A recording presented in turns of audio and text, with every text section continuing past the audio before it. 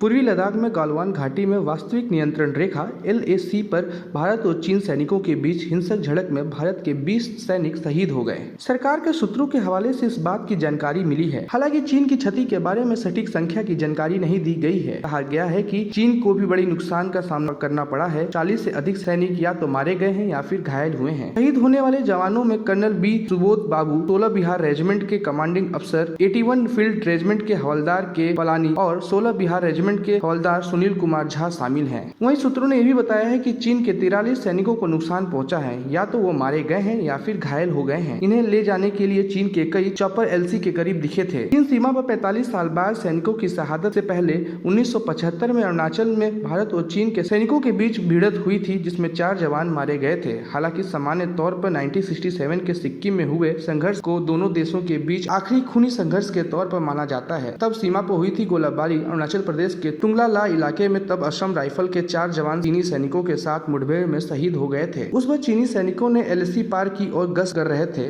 20 अक्टूबर 1975 को भारतीय जवानों पर हमला किया था। चीन ने तब भारत पर LAC पार करने के बाद आत्मरक्षा में गोली चलाने का बहाना बनाया था। रक्षा मंत्री राजनाथ सिंह ने PM मोदी को दी जानकारी। LAC पे नजदीकी लद्दाख की गलवान घाटी में भारत चीन सैनिकों के बीच चल रही झड़प के बारे में राजनाथ सिंह ने प्रधानमंत्री मोदी को जानकारी दी है। इससे पहले रक्षा मंत्री राजनाथ सिंह ने भारत और चीन बीच सीमा पर पूर्व लद्दाख क्षेत्र में दोनों सेनाओं के जवानों के बीच हिंसक झड़प के कारण उत्पन्न स्थिति पर शीर्ष सेना नेतृत्व के साथ लगातार 2 बैठक में चर्चा की। राजनाथ सिंह ने विदेश मंत्री S जयशंकर की मौजूदगी में chief of army defence staff general Bipin Rawat और तीनों सेनाओं के प्रमुखों के साथ लगभग 1 घंटे चली बैठक में घटना की विस्तार से जानकारी ली और स्थिति की समीक्षा की। बैठक में मौजूदा स्थिति से निपटने के लिए रणनीति और आगे उठाए जाने वाले कदमों पर भी विचार विमर्श किया गया। बाद में राजनाथ सिंह ने प्रधानमंत्री मोदी को भी घटना की विस्तार से जानकारी दी और मौजूदा स्थिति पर उनके साथ भी चर्चा की। रक्षा मंत्री ने इसके बाद शाम को एक बार फिर से अपने निवास पर सेना के शीर्ष नेतृत्व को सेना के शीर्ष अधिकारियों के साथ बैठक के लिए बुलाया। जनरल रावत और सेना प्रमुख जनरल MM नरवणे तथा अन्य अधिकारियों ने बैठक में हिस्सा लिया। विदेश मंत्रालय ने कहा कि चीन के कारण बिगड़े हालात। आज विदेश मंत्रालय ने कहा कि पूर्वी लद्दाख में भारत और चीन की सेनाओं के बीच हिंसक झड़प क्षेत्र में यथास्थिति को एक तरफा तरीके से बदलने के लिए चीनी पक्ष के प्रयास के कारण हुई। मंत्रालय ने कहा है कि पूर्व में जो शीर्ष स्तर पर जो सहमति बनी थी, अगर चीन पक्ष में गंभीरता से उसका पालन किया होता, दोनों पक्षों की ओर जो हालात हुए हैं उसे बचाया जा सकता था। विदेश मंत्रालय के प्रवक्ता अनुराग श्रीवास्तव ने कहा, सीमा प्रबंधन पर जिम्मेदारी दृष्टिकोण जाहिर करते हुए भारत का स्पष्ट तौर पर मानना है कि हमारी शारीरिक गतिविधियां हमेशा LAC वास्तविक नियंत्रण रेखा के भारतीय हिस्से की तरफ हुई हैं। हम चीन से भी ऐसी ही उम्मीद करते हैं। श्रीवास्तव ने आगे कहा, हमारा अटूट विश्वास है कि सीमाई इलाके में शांति बनाए रखने की जरूरत है और वार्ता के लिए मतभेद दूर होने चाहिए। उन्होंने कहा, इसके साथ ही हम भारत की संप्रभुता और क्षेत्रीय अखंडता सुनिश्चित करने के लिए पूरी तरह प्रतिबद्ध हैं। फिलहाल इस खबर में इतना ही। आगे भी देश दुनिया की खबर के लिए जुड़े रहें Z न्यूज के साथ।